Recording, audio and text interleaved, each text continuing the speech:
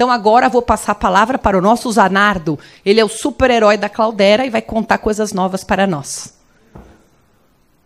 É a última palestra no Brasil, hein? É a última. Me deu a honra. Oi. Tá cheio. Bom, não tenho nenhuma apresentação aqui. Deixa aqui, beleza. Bom, gente,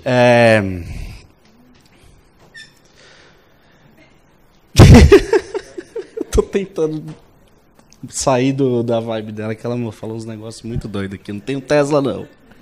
Lá fora o pessoal tem, eu não tenho aqui, não. Inclusive, é um dos grandes clientes Tesla. Mas, enfim, eu acho que eu vou falar um pouco da história, de como tudo isso começou aqui no Brasil. Há 5 anos atrás, quando eu fui contratado primeiro, e o mercado ele estava completamente... Hoje ainda é um mercado completamente necessitado de profissionais. Muito, muito, muito. Não sei se... eu acredito que todos vocês tenham LinkedIn, né? Então, faz um teste, assim. Vai lá, assim, fala mais perto. Opa, ó, a voz ficou até melhor. Faz um teste um dia, assim. Vai no LinkedIn, escreve lá, sei lá, ciência de dados. Coloca lá para vocês verem o que acontece com vocês no dia seguinte. Ou até antes. É uma loucura. De verdade. E então, o mercado, quando a gente começou a atuar, né, há 5 anos atrás, existiu era muito incipiente, as pessoas ainda estavam tentando desmistificar o que era, não o professor Antônio, a professora já tinha toda essa visão, né, o que era esse negócio de Big Data, o que todo mundo está falando disso. Eu também não era desse mundo, fui meio colocado assim, porque por acaso as pessoas que lideram a Cloudera hoje lá fora, lá no Vale do Silício, eu venho trabalhando com eles já há uns 15 anos, mais ou menos. Então, todo lugar que eles vão, eles me carregam no colo. Então, eu caí mesmo. Eu não vim do mundo de BI, não vim do mundo de estatística. Eu trabalhava com segurança, eu fazia teste de invasão, hacker ético, né, o pessoal chama. Fazia isso. Não tinha nada a ver com dados. Um pouco.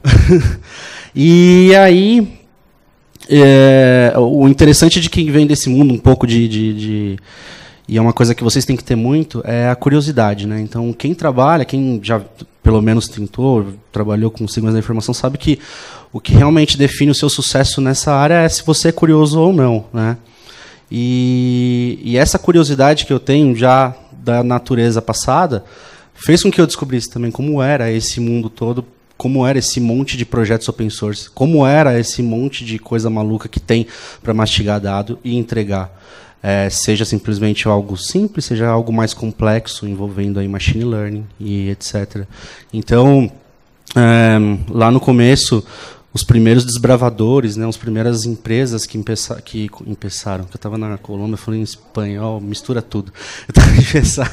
Começaram a olhar para esse mundo com seriedade e começaram a ter resultados surpreendentes, né? Então, coisas que se faziam em dias passou a ser feito em horas.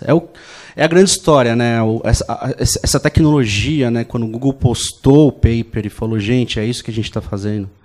E uns malucos pegaram e resolveram criar projetos open source baseado nisso. Malucos que trabalham lá comigo. Ninguém esperava que a gente chegaria onde chegou, tá? Inclusive, quando foi conversado sobre vamos abrir uma empresa baseado nisso, todos eles, o Doug Cutt, inclusive, que é o criador do Hadoop, falou, não, esse negócio não dá dinheiro, não. Isso é loucura. Quem que vai querer fazer o que o Google está fazendo, ou a Amazon, ou, né? E não foi bem assim. Quando as empresas começaram a, de fato, utilizar massivamente a tecnologia e começaram a ter resultados e começaram a ver coisas que não era possível anteriormente. Quando eu falo não era possível, às vezes até era, mas de uma forma muito mais rápida. Quando se começou a decodificar o DNA, que demoravam dias, em algumas horas, pagando 10, 5% do que se gastava com a tecnologia anterior. Quando se passou a ter uma possibilidade de receber, aí a gente fala de Big Data, terabytes, né, uns petabytes, mas uma tecnologia que suportasse a recepção de petabytes por segundo, por exemplo, quem gera petabytes por segundo? O CERN, por exemplo. O CERN gera. Quando você dá uma explosão lá para ele poder fazer a colisão de partículas, aquilo gera petabytes por segundo, entendeu? Cai num cluster depois e o pessoal faz a análise, lá que se descobriu posteriormente Boson de Riggs, sim. Então é um exemplo de um caso mesmo real de utilização desse tipo de tecnologia. Quando se consegue escalar a tecnologia ao nível de entender, interpretar a consciência humana, como a professora falou que, né, futuramente vai poder ser feito. Na verdade, já está sendo. E não precisa ir longe, não precisa ir para os Estados Unidos. Na semana passada eu estava na Colômbia e você pegar casos de utilização de grandes volumes de informação em inteligência, né, inteligência militar, é nessa linha que anda, né? Então, poxa, quem é que são os próximos dissidentes da Farc que pode trazer um risco de explosão em algum momento? Analisando isso. Milhões de entrevistas que foram feitas, análises, extrai padrões, né, de conversa, entende? Poxa, esse aqui tem uma tendência diferente daquele. Um exemplo. Não pode entrar em detalhes, mas é mais ou menos isso. Então, já está sendo feito esse tipo de coisa, né? E aqui no Brasil, acho que um dos projetos mais importantes e emblemáticos da tecnologia, vocês todos conhecem a Lava Jato, sim. Então, como é que foi possível, né, manipular todo aquele mundo de informações, de vídeos que se catalogavam, de ligações telefônicas, sendo que existe corrupção em todo lugar, inclusive até em quem está fazendo as análises. Então, quanto mais automatizado, melhor, porque a máquina ainda não é corrupta. Ainda. Então, isso foi também um projeto emblemático há 4 anos atrás. Tudo isso que a gente vê hoje super evoluído, e, aliás, a evolução está exponencial em termos de processamento de linguagem natural, identificação de imagem, né, análise de vídeo, era incipiente há 4 anos atrás. Né? Hoje não, hoje você tem APIs na Amazon que já faz, na Azure e tal, mas há 4 anos atrás não existia. Então tudo isso teve que foi criado na mão, na unha. E foi um dos grandes projetos emblemáticos aí para o Brasil, né, de infraestrutura crítica e que trouxe resultados aí surpreendentes assim, pelo menos no que tange a investigação. Também não tenho muitos detalhes do que é feito, só sei que foi. Hoje, quando você olha, por exemplo, para onde a gente está indo em termos de imposto de renda, por exemplo, como as coisas estão se melhorando e acelerando, o imposto de renda no Chile, por exemplo, foi o primeiro grande utilização de larga escala de Big Data na América Latina, foi lá que nasceu esse conceito de nota fiscal eletrônica que a gente usa no Brasil agora, né? E agora o Brasil também passa a utilizar a tecnologia para fazer algumas coisas similares. Mas lá você não faz mais imposto de renda. Simplesmente chega no dia, você recebe e dificilmente você consegue mandar alguma coisa, porque está tudo muito bem documentado, baseado no seu ID, etc. Então, também um projeto emblemático e grande na América Latina que aconteceu. Bancos, acho que foram os maiores precursores, né, da utilização forte da tecnologia, como o Henrique comentou aqui com vocês, mas os casos de fraude, risco operacional, análise, por exemplo, de Monte Carlo, que é uma loucura, né? Para quem não sabe, é engraçado, quando você tem que simular uma catástrofe, por exemplo, próximo de uma região onde você tem algumas branches do banco, quer saber quanto de risco operacional aquilo pode trazer. Por exemplo, se descer um ET no Rio de Janeiro e resolver destruir o Cristo, coisas assim, variáveis das mais loucas possíveis, né? Quem está dentro do mundo do mundo financeiro sabe que existe dentro da Basileia algumas regras que pede para fazer esse tipo de teste maluco, né? E era muito complexo fazer isso anteriormente, então a tecnologia trouxe. Acho que esses são um dos casos de uso, por exemplo, em banco, dos mais complexos. Mas tudo está evoluindo em passos extremamente largos. Extremamente largos. A gente vê, como o Henrique mostrou, como a Paulinha mostrou, e a gente, talvez, daqui a alguns anos, né, eu acho que o exemplo do que, inclusive, no Cloudera doido deles, que eles fazem aquele no JP Morgan, né, é um caso que a gente trabalhou lá, ele é extremamente importante que vocês, como futuros profissionais da área, ou que pelo menos têm possibilidade de entender o que é que a gente está fazendo e como a gente está fazendo, lutem contra a irrelevância, né? Então, a pior coisa que pode acontecer com uma pessoa, porque assim, se você olhar num contexto político, né, o socialismo, o comunismo, você consegue lutar contra um patrão, né? Ele existe. Você pode ir lá e só para vocês entenderem um pouco, eu não tenho nenhuma, eu sou anarcocapitalista. Tô brincando, né? Você tem um indivíduo para lutar. Agora, quando você é irrelevante, certo? Você luta contra o quê? Então, acho que a grande palavra da vez aqui, o motivo talvez de muitos virem buscar, né, desse tipo de conhecimento para a evolução profissional, é justamente lutar contra a irrelevância.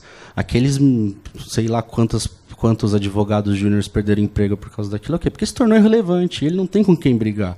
Ele não pode ir lá falar pro patrão, olha, você não vai me substituir. Não dá, ele é irrelevante, não precisa mais, entendeu? Então, a palavra da vez é justamente a irrelevância. Vocês têm que entender, e esse tipo de tecnologia que torna coisas e pessoas, ou algumas atitudes, algumas tarefas irrelevantes, principalmente as mais automatizáveis, né, também trazem oportunidades gigantescas. Posso falar por mim, posso falar por pessoas que trabalham comigo, mas hoje, salários de grandes cientistas de dados são comparados a salários de jogadores de futebol, nos Estados Unidos, por exemplo. É legal, é real isso. Vocês entram lá nos monster jobs, nos empregos que tem, principalmente nos Estados Unidos e aqui no Brasil, está se fomentando muito isso também. Os salários são altíssimos, altíssimos. É uma área que não tem limites em termos de para onde você está indo e o que você está fazendo e o quanto você pode ganhar com isso. Não só criando uma startup, hoje basicamente tudo, né, um data-driven, alguma coisa que seja ligada a dados e que vai te trazer alguma referência futura, como também trabalhando para as empresas que têm muita informação. Porque é muito difícil, e eles podem até confirmar, lidar com um legado. Né? Para uma startup, uma empresa que nasce hoje, um banco que nasce hoje, poxa, é super simples já entrar, né, nessa infraestrutura, ser completamente automatizada, ter lá o continuous deployment, esse DLC, esse monte de coisa. Isso é fácil para quem começa hoje. Agora, para quem tem que empurrar ou carregar nas costas, certo, Henrique, uma instituição centenária, né, e fazer essa mudança, criar essa disrupção, porque essa disrupção, o maior problema dela não é a tecnologia, não, é o mindset, como ela falou.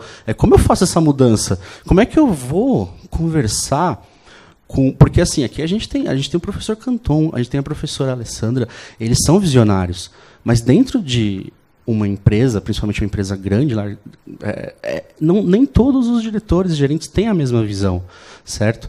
Então, as grandes brigas, né, que são travadas dentro dessas empresas, eu vejo porque eu estou geralmente em clientes, né? São questões políticas, né? Que barram, né, a evolução, porque eles querem ainda trazer para o Porto Seguro, manter o que eles conhecem. Para que fazer tudo isso? Porque tem um outro ponto muito importante. Aqui não está nenhum slide aqui, mas esse tipo de tecnologia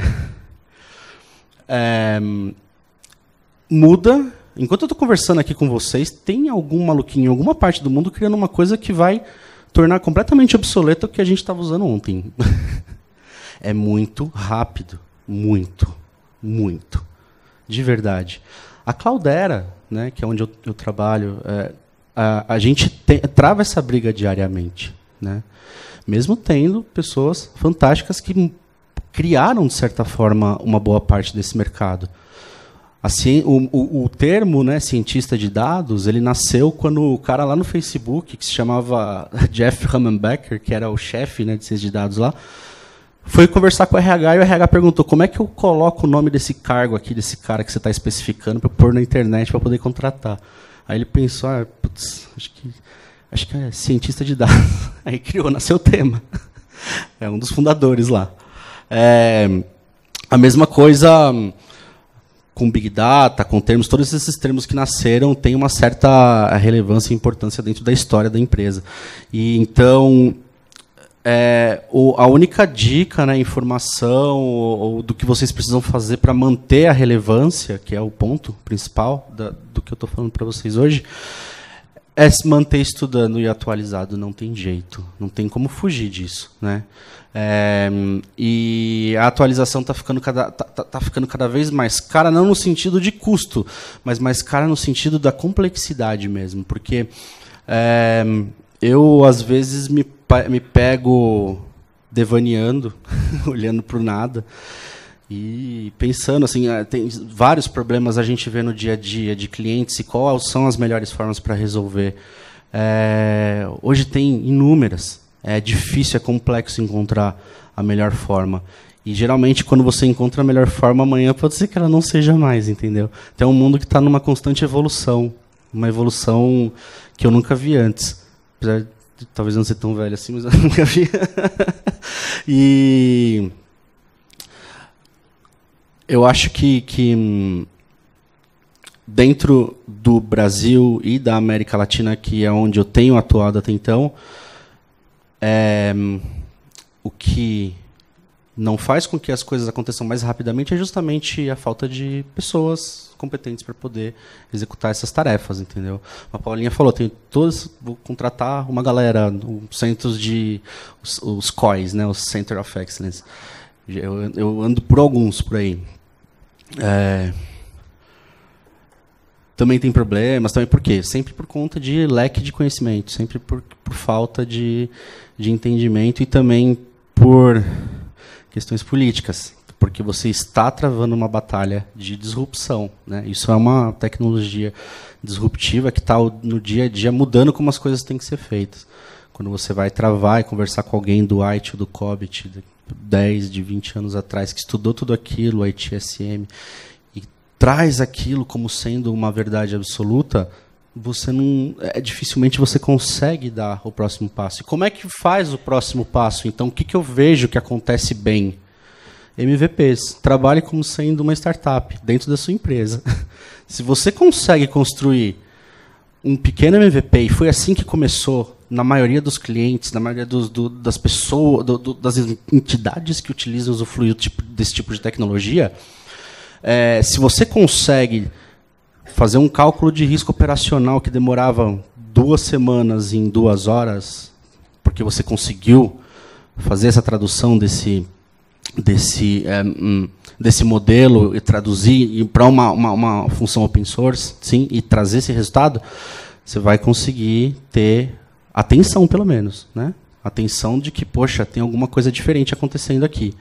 Se você consegue entregar um projeto de Data Warehouse, por exemplo, como foi citado aqui, que antes demorava-se meses, anos, e quando terminava já mudou completamente o mercado, esquece todos os indicadores que você tem, porque não serve mais para a área de negócio, certo? Em algumas semanas ou dias, alguém vai olhar de uma forma diferente para você. E é aí que começa, nesse olhar... nesse olhar distante, diferente, tipo, o que esse cara fez, o que essa menina está me trazendo aqui de resultado? É aí que você percebe que tem uma coisa acontecendo que vai mudar na empresa, consequentemente, você como profissional também vai ser valorizado e olhado de uma forma diferente dentro da empresa.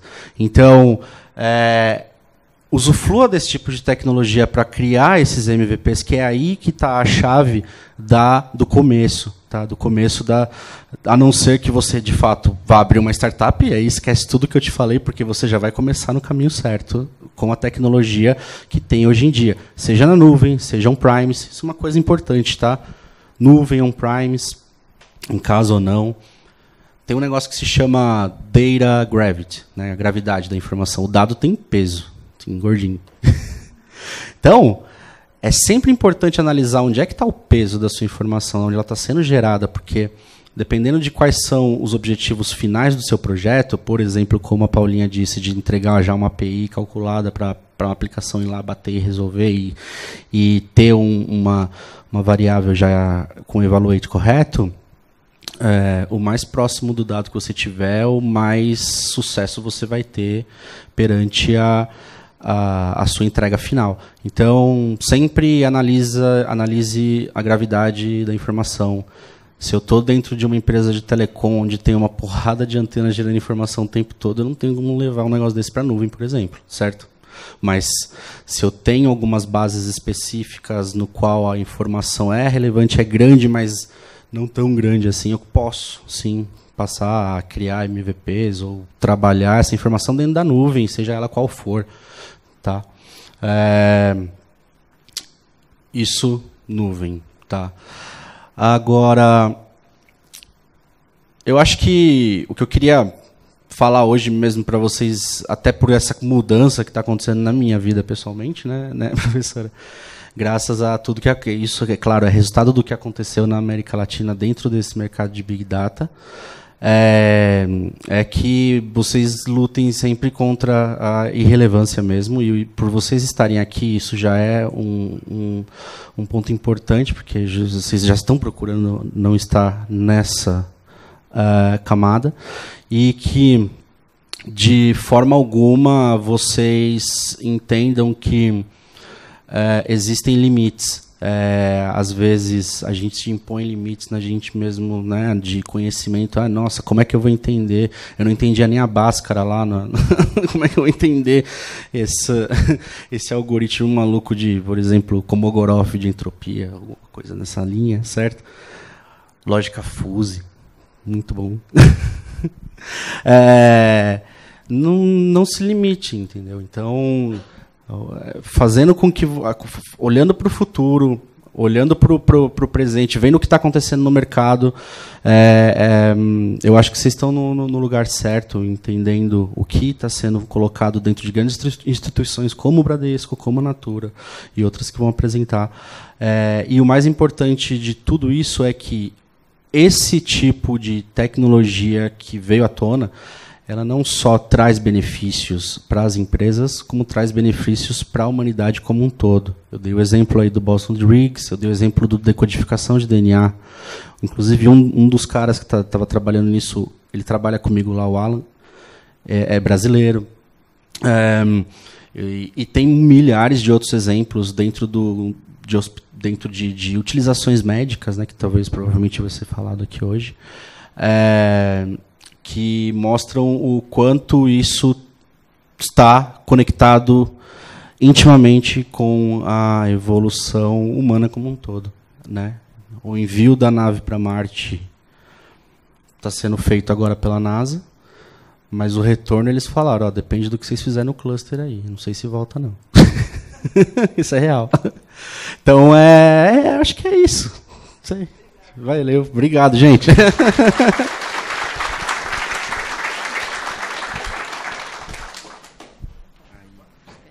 Obrigada, Zanardi. Ele é um super-herói da Cloudera, ele é um gênio. Eu aprendi muitas coisas com ele. Antes da gente pensar em ser tão relevante assim, ele me ensinou uma coisa que eu, às vezes, uso, não sempre uso, que é como acelerar um marca-passo de marido. Gente, é super legal. Você invade e dá uma acelerada. Dependendo de algum momento, é legal acelerar, não acelerar.